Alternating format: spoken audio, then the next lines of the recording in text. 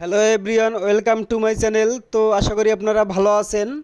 তো বন্ধুরা, একটি বিশেষ তথ্য মানুষের কাছে পৌঁছে দেওয়ার জন্য আজকে এই ব্লগ। আশা করি লাইক দিয়ে ভিডিওটি কন্টিনিউ করবেন।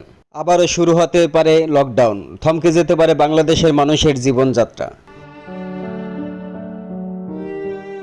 গৃহবন্দী হয়ে যেতে পারে কর্মজীবী সব পেশার মানুষ যদি আমরা সচেতন না থাকি।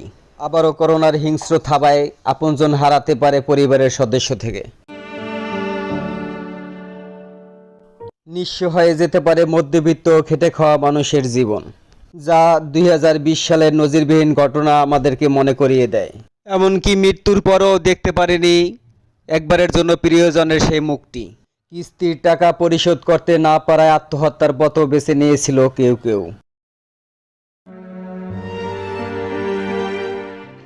একটি লকডাউন থমকে দাঁড়ায় জীবনের গতিপথ, বন্ধ হয়ে যায় দোকানপাট সহ শিক্ষা প্রতিষ্ঠান, অফিস আদালত। সতর্কতা জারি করা হয়েছে বিমানবন্দর ও স্থলবন্দরে। এরই মধ্যে করোনা ঠেকাতে বিদেশ ফেরত যাত্রীদের স্ক্রিনিং করা হয়েছে বলে জানিয়েছেন বিমানবন্দর কর্তৃপক্ষ। স্বাস্থ্য অধিদপ্তর সূত্রে বলেছে, আক্রান্তের সংখ্যা এখনো কম, কিন্তু এই ভেরিয়েন্টগুলো ছড়ায় দ্রুত।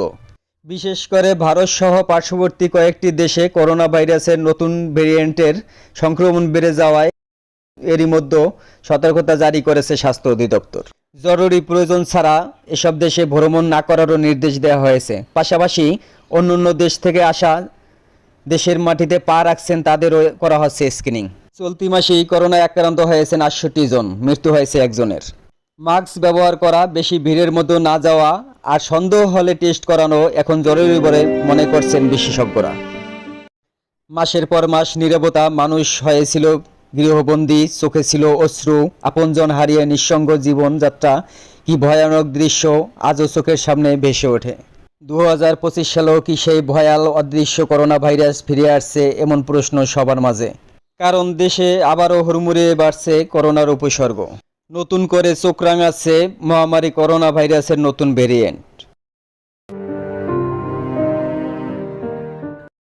তবে আমরা সচেতন না হলে আবারও দরজা বন্ধ হয়ে যেতে পারে বাংলাদেশের প্রতিটি পরিবারের। তা আসুন আমরা সতর্কতা অবলম্বন করি, না হয় ভয়াল দৃশ্য বেশি একটা দূরে নয়।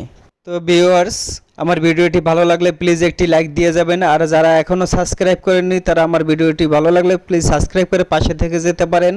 আর যারা অলরেডি আমার চ্যানেলটাকে সাবস্ক্রাইব করেছেন তাদেরকে অসংখ্য অসংখ্য ধন্যবাদ। তো আজকে এখানেই বিদায় নিচ্ছি। সবাই ভালো থাকবেন, সুস্থ থাকবেন, এই কামনাই করছি সবার জন্য। আপডেট ভিডিও পেতে বেল আইকনটি অন করে রাখুন। আল্লাহ হাফেজ।